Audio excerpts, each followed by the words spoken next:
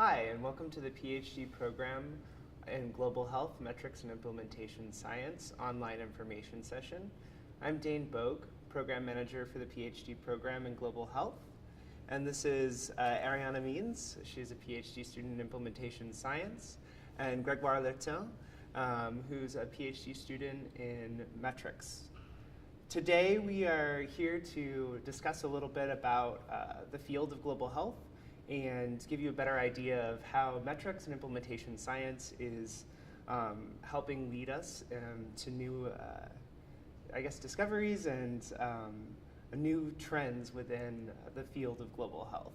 We'll be talking a little bit about the Department of Global Health's research projects and funding opportunities for international and domestic students that are interested in our PhD program, as well as the program structure and how to apply. And then we'll be able to take questions and answers from audience members. And the way to do that is through the text box in the live stream link, or you can also follow us on Twitter with hashtag IHMeLive. So to kick us off, Arianna is going to tell us a little bit about implementation science within the Department of Global Health. And could you tell us a little bit about the field of implementation science and the important contributions that it has to global health? Sure. So implementation science is a scientific approach to getting high quality and effective healthcare to the people who need it with greater speed, efficiency, fidelity, and coverage. And our approach to implementation science at the University of Washington is an approach that requires us as future public health practitioners getting skills to engage in the dynamic process of designing interventions, implementing them, and scaling them up and measuring them. And there's, I think, increasing emphasis on implementation science in public health in general, as there's more and more emphasis on identifying high-quality evidence that can be scaled up into public health practice. So we're really being trained on how to bridge the gap between knowing and doing, so to speak. And there's a lot of really exciting implementation science projects at the University of Washington right now. One example is a study that's being conducted by Dr. Kenneth Scher and many other Department of Global Health faculty. They're designing a study, it's a cluster randomized trial that's currently going on in 3 countries with the goal of improving prevention of mother-to-child transmission of HIV or PMTCT services. And the intervention has 3 main steps. They are identifying inefficiencies in PMTCT services, they're identifying opportunities to improve the services, and then they're iteratively testing and redesigning the improvements. So it's really a systems analysis and improvement intervention. It's really, really interesting.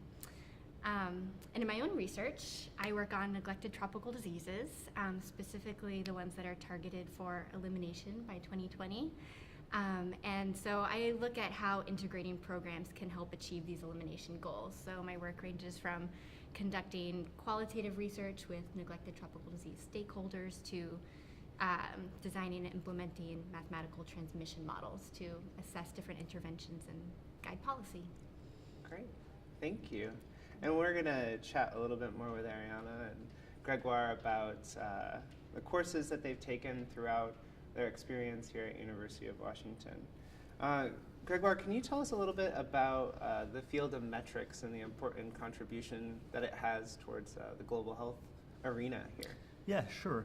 The question about global health metrics is that we want to be able to measure what people like Arianna working on implementation or policymakers at national or international level should be working on, and when they work on it, how well they perform and how well the programs are effective to make health of population better. So when we talk about global health metrics, we have different, we have these basically the thematics about health metrics, which is about how do we measure health, how do we measure the health of population, how do we quantify that. And then there is this other kind of thematics, which is about more the health systems. How do we measure how the health systems perform and how well they do in making the health of populations better. And there's also the question about financing. How do you know how many money goes into policy for health? So there is a lot of wide array of things that you want to measure to be able to measure. And that's what we learn how to do in metrics. Specifically, for example, IHME is well known for the global health, the global burden of disease, which I'm sure everybody is aware of watching this video. We have also a team, which I'm working in right now, which is working on the health systems, more the health system, where we try to track and to understand what will make access to care possible in developing countries, and what are the determinants that make that possible. In global health metrics, there is also a methodological aspect, which is interesting because the data that we get in global health is pretty specific. You have a lot of survey data, and what I'm working on right now is trying to work with HMI, so data from health systems, from routine health systems from developing countries, which are pretty challenging because they are pretty scattered. There is issues with quality and these kind of things. And like in the more methodological part of metrics is also trying to be able to use these different kind of data and make sense of them and try to develop methods to be able to use them. And the ultimate goal, I guess, all that is pretty technical and statistics, but the ultimate goal with that is to guide policy making, decision making for people working in global health at national, international level, or NGO, these kind of things. Well, this is definitely an emerging new field, and the Department of Global Health at the University of Washington has done a lot of work with a number of research organizations that have formed. I have a slide here. The Department of Global Health was founded in 2006, 2007, and houses a number of research institutions focusing on HIV and AIDS research, as well as looking at the health of women, adolescents, and children, how to finalize clinical research trials, and then the capacity building within individual health systems through education and training in health.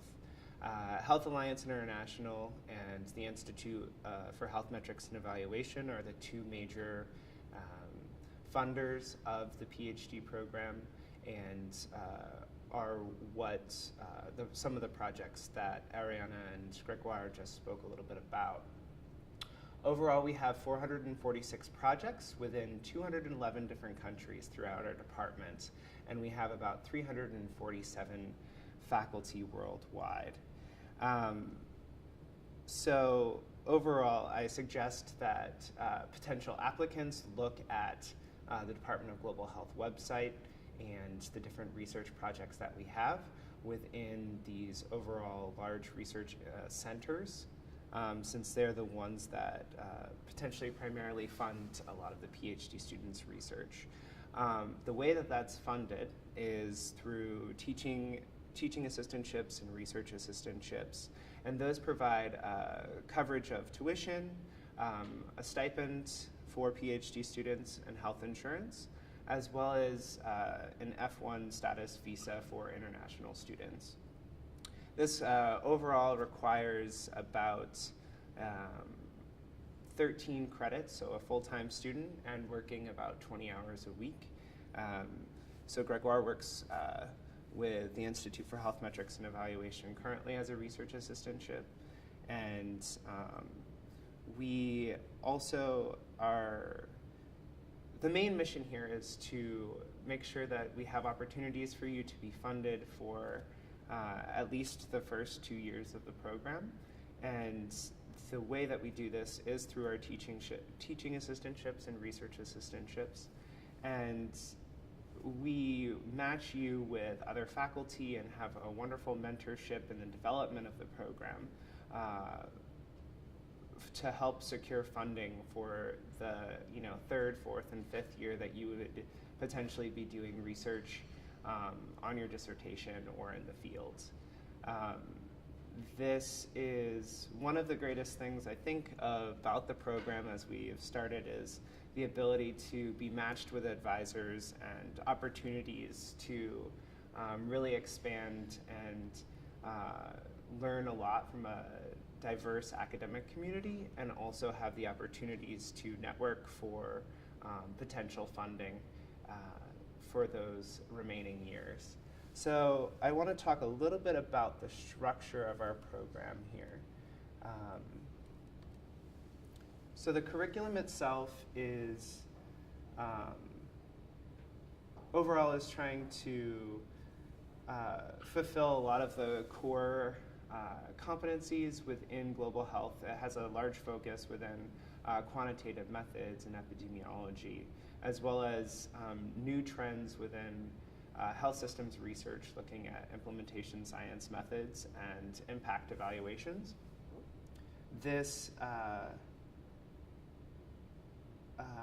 also, the implementation science focus is a little bit different, where it focuses a little less on some of the quantitative methods and looks at some of the health systems and research methods, as well as the leadership, policy, management, and operations research curriculum.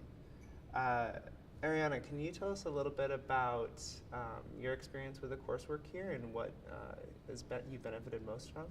Yeah. So before I started the PhD in Implementation Science in the Department of Global Health, I completed my Master of Public Health degree in epidemiology, where I gained a lot of the statistical and epidemiological skills, and also worked as a monitoring and evaluation specialist for a few organizations in Seattle. And so something that I've really enjoyed about the PhD in Implementation Science is I've gotten to really advance and further my analytical skills with some of the classes that you talked about, like impact evaluation and operations research. So really applying a lot of the statistical skills into meaningful ways of designing programs and evaluating projects. And something that I've really enjoyed is getting some of the more leadership and management skills as well. Those are the skills that I think I'll really need to be able to actually implement the programs and potentially lead a team in an evaluation in the future. Great. And what about you, Grégoire? My background is a bit different because I graduated from French National School of Statistics in France, so I'm a statistician by training. And then I spent some time in West Africa, mainly for 5 years, working there in health information systems in these countries. And the very nice thing here, and what I like with the class is, like, in the quantitative methods, we have very well-level faculties, which are great teachers, and the content of the statistics and really methods class are very good. And the more like global health oriented at the department are pretty diverse, because we have the implementation people too. We have really people with good experience from the field, and the ability in the same courses and in the same classes to be able to link these two dimensions is pretty good. One other thing which is nice too is that the classes we get, for example, in statistics, are very applied, and most of the time you end up doing applying directly what you learn to the things you're working on in your research or in your specific field of global health, and that's very useful. And I think for building my knowledge and my understanding of a lot of things we're learning, it's been pretty profitable. I don't know if you think that. That's great. I think one of the added benefits of the University of Washington and this being a relatively new program is the ability to take a lot of different courses from different schools, not just within the department.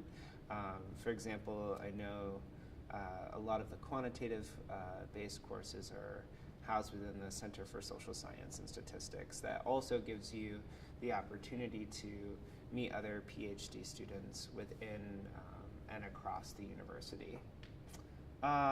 So after you're done the coursework for 2 years, we move on to the qualifying exam, which tests the proficiency of the different students' knowledge and really pushes them to think critically about their next steps, which is developing a preliminary dissertation proposal.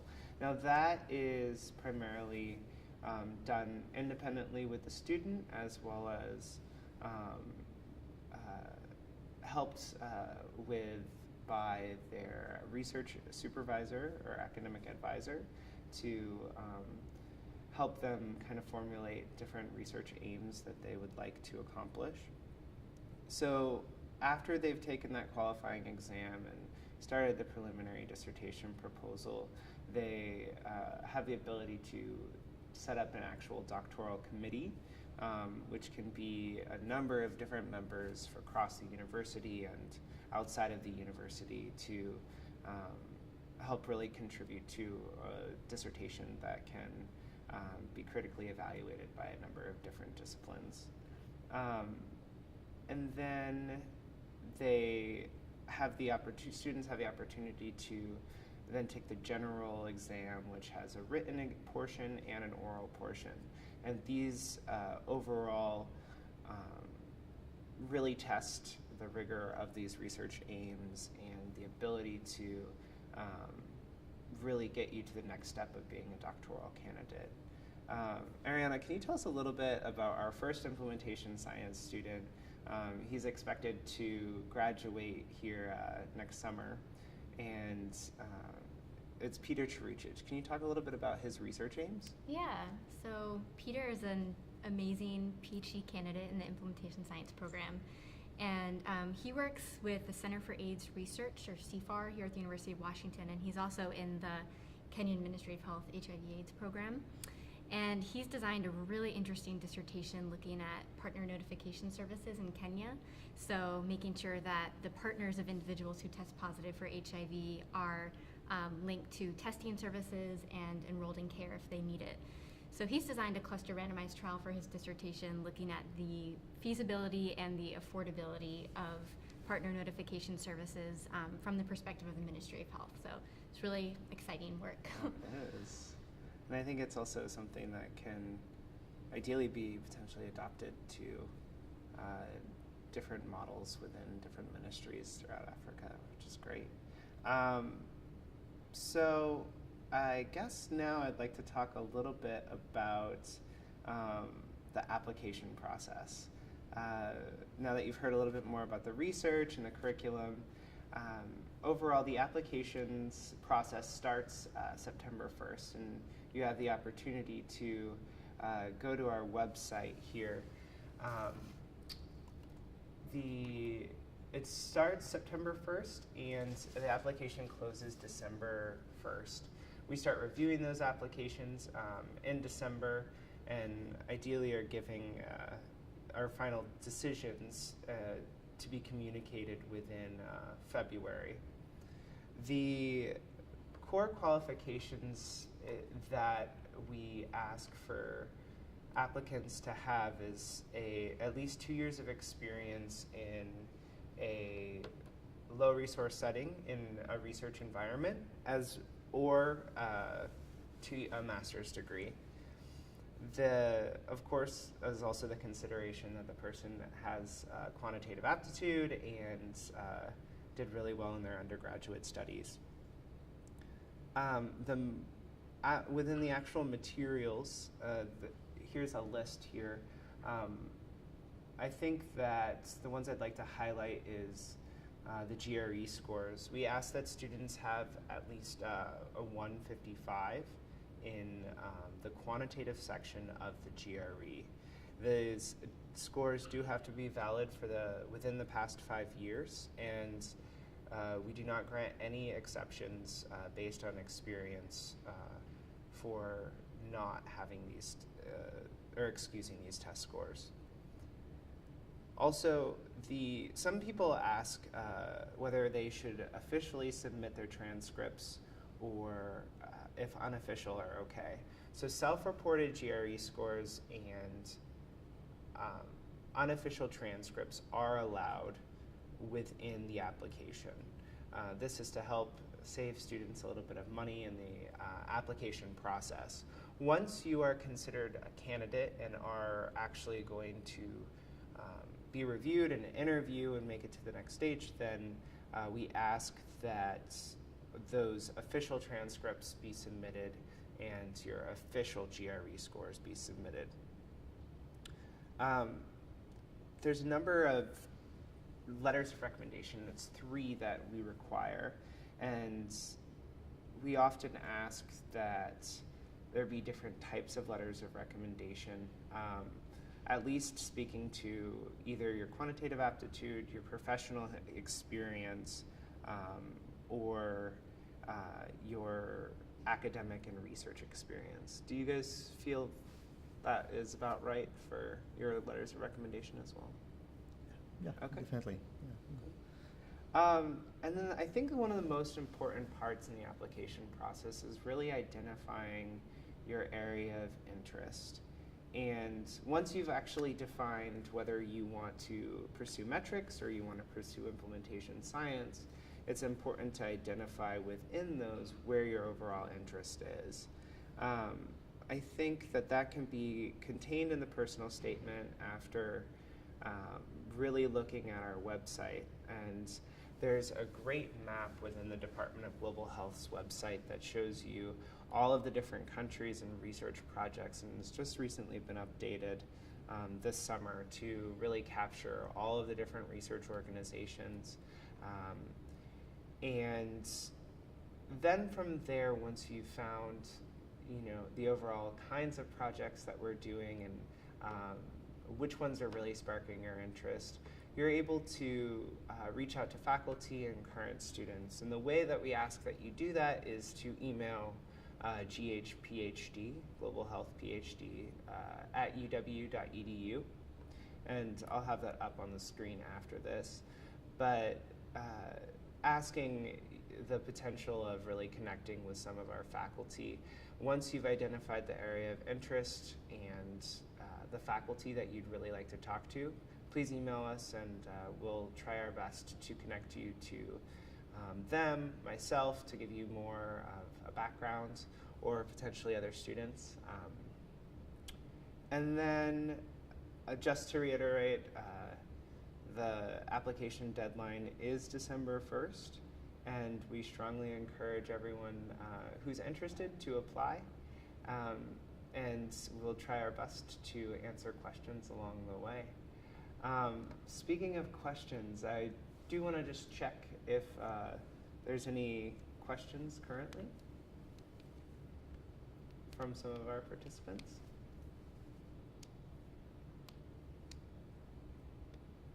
I guess not at this time. All right. That is fine. We encourage you to go ahead and just email us at ghphd.uw.edu for more questions.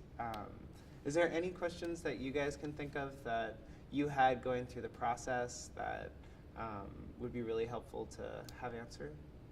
It's okay, no pressure if you don't. But maybe, one other thing, being an international student, one other thing that was pretty straightforward and for the application was my visa, and getting a visa once you're admitted is a pretty straightforward process. You get the papers sent to your home in your home country, and you just have to make quite big but quite simple to make application and get into a US embassy, and that does not be an issue, and it's not even be like difficult to get a visa from my perspective once I got admitted. I don't know, that's a question that we always ask when we get to the US, and that was pretty useful. And now that you're saying that, I think for also international students there's a large onboarding process when you first come into the country of making sure that the visa status is correct, but also the department does a really good job of ensuring, and the school make sure that you're able to have teaching assistantship and research assistantship training that is an international focus, and then for all students. The School of Public Health has an outstanding student orientation where you get to meet with other groups of PhD and master level students across the university and understand some of the more technical pieces of what it's like for the daily student life. And then our department annually also has a great student orientation where you're able to meet faculty members and really communicate a little bit more about research interests.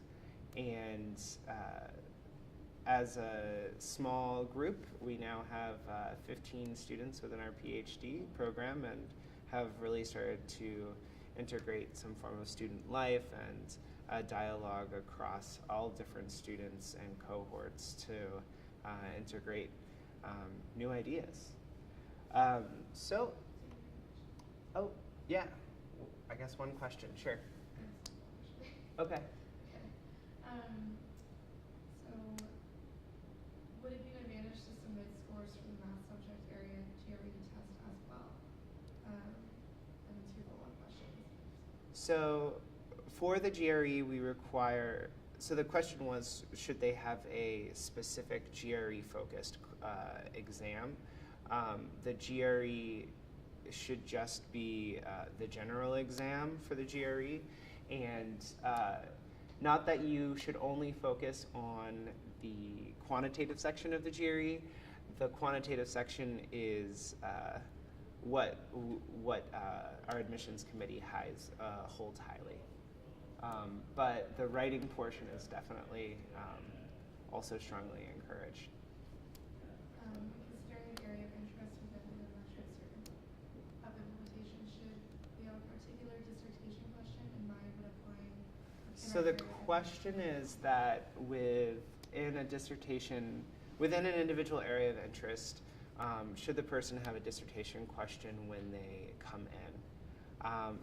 I think no, not at this time, because the way that funding works and all of the coursework that you're exposed to, you really get acquainted to a lot of different ideas, and having just one when you come in is not what I think would be best. What do you guys think? I would agree. I think that during your first 2 years of coursework, you're working with your mentors also during your research assistantship, and you're getting exposed to a lot of new ideas and a lot of new potential projects. And your dissertation will iteratively change and redefine itself.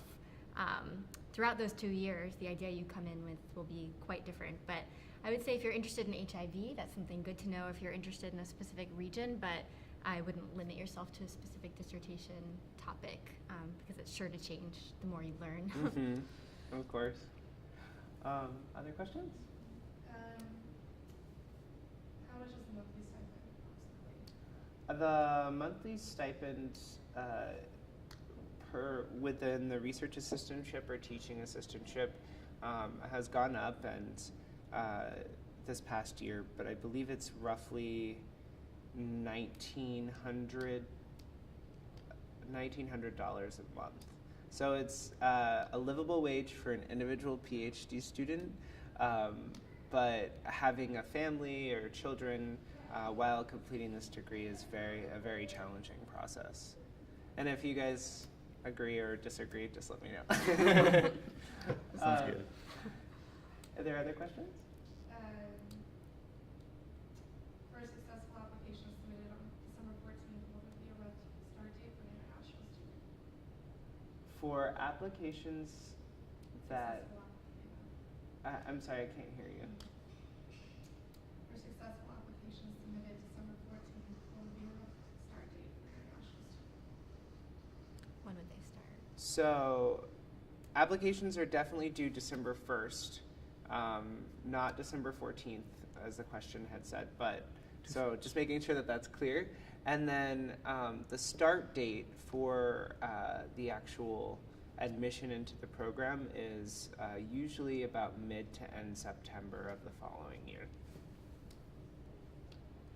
Is it necessary to develop a research proposal draft for the application process? It is not necessary to draft a research proposal for the application process. It is required for you to have a personal statement within your application, and that should highlight some of your overall research interests, but wouldn't be specifically, research aims like an actual preliminary dissertation proposal would have. Is it possible to change your advisor after you start the program, or work with multiple mentors to re-identify an application? So the question is about advising and mentorship, and if it's possible to change individual advisors throughout the program. I think that's a good question to highlight.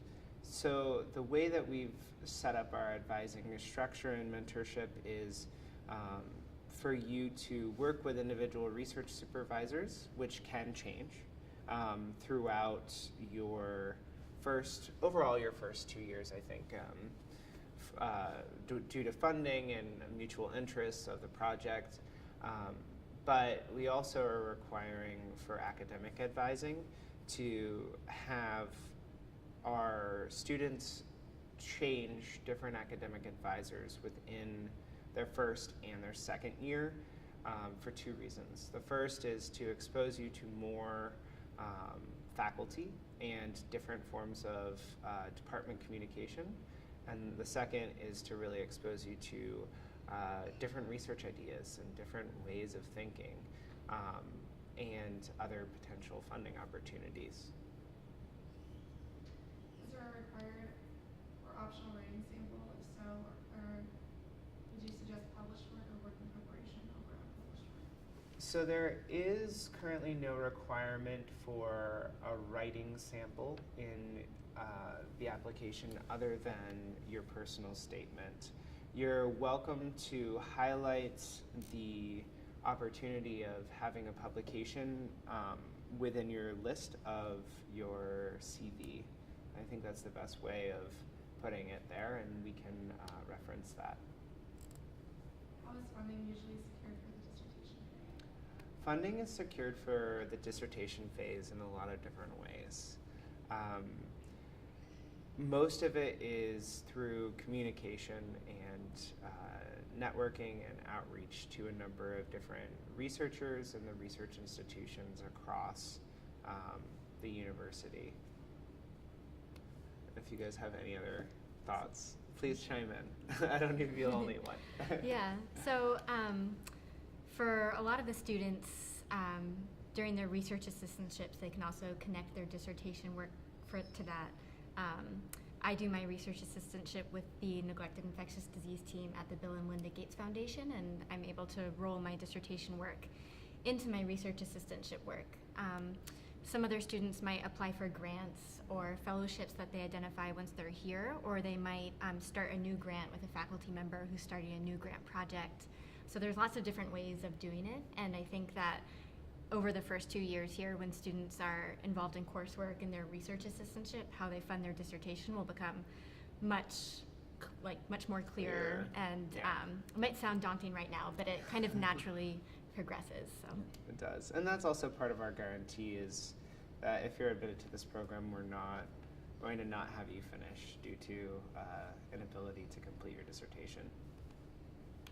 All right, well, thank you very much for all of your questions. And again, if you have more, please let us know. And please give us an email at ghphd@uw.edu.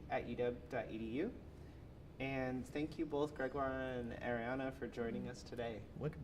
Thank you.